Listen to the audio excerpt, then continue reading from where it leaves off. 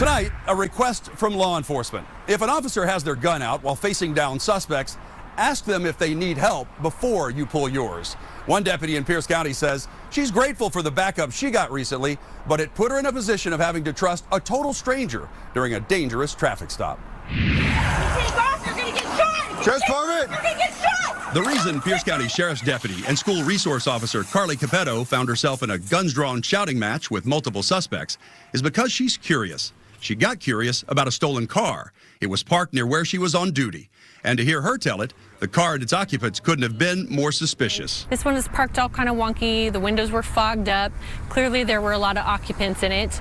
I could see them moving around. I could see smoke coming out of the windows. Cappetto could have backed off, but kids walk here to and from school. Her kids. So I quietly approached the vehicle and I could tell, they were talking and kind of doing some drugs inside the vehicle. So I knew that I had my probable cause. Next, she had to figure out how to keep that car from driving off before backup arrived. She opted for a big stop stick and a belly crawl. So these are the ones that you used that day? Yeah. So you snuck up and then you push it across? Yeah, so I crawled up on the driver's side and I just kind of dragged these like this. Okay. And then you just kind of shove them under. But I got both tires. No care for the world, no care for the public around them. Completely oblivious that I was even there. Now, all she had to do was spring the trap. She used a jump scare to jumpstart a getaway panic. They immediately startled and started moving around, and you could hear them screaming inside the car, "Take off, take off, take off."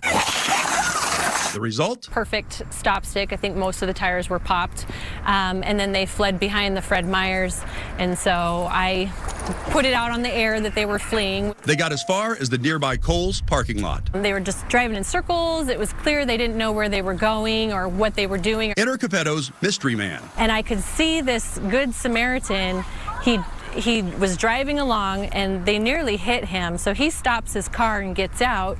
He sees me attempt to do a traffic stop on them and they backed up and rammed me. We don't know what he was thinking, but his actions speak louder than words. And so he immediately gets out of his car, draws his gun, and he's assisting in a felony traffic stop. It's 2 against 4. With any number of possible weapons in the stolen vehicle. There was a lot of movement going on. I can't take my eyes off of them, but now I've got this civilian who's attempting to help. She had a split-second decision to make, one that could be her last. Shout, "Drop your weapon," or keep her back to him, trusting that he really was there to help. We did have a crossfire, so I told him, I said, "Sir, watch our crossfire, move to my left side." And he's like, "Yes, ma'am." He holstered his gun, moved to my left side, drew his gun out again, and back to the felony traffic stop. Was he an Army veteran, an off-duty security guard? Cappetto can't say what he does for a living. All she knows is what he did that day. He was fearless, and he told my partner afterwards that he saw that I was alone and he felt obligated to help.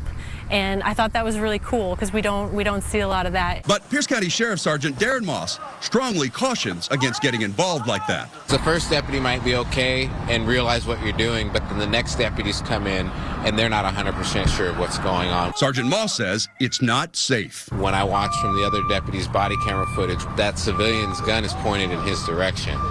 So if he's to shoot our deputies in the line of fire. While rare, it's not the first time we've seen a citizen grabbing their gun to help officers. 2 years ago in Whatcom County, Cody Dieter was close behind 2 deputies who were shot. That's when I step around the corner. I drop an entire magazine at this guy. Then he and another deputy dragged the fallen officer to safety. It was nerve-wracking.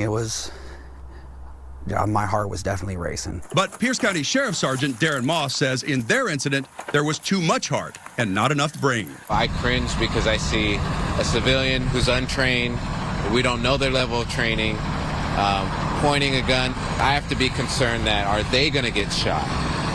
Are they going to shoot when they shouldn't have? Sergeant Moss says they're always grateful for support from members in the community, but would prefer they do it as a good witness, not as a locked and loaded citizen in a dangerous felony traffic stop. I'm glad everything worked out the way it is, but I don't want to see another person try to copy this. Now, here's something Deputy Cappetto does want to see. The armed stranger one more time. We didn't get his name, and I wasn't able to identify him, and I wished I had been able to shake his hand and say thank you.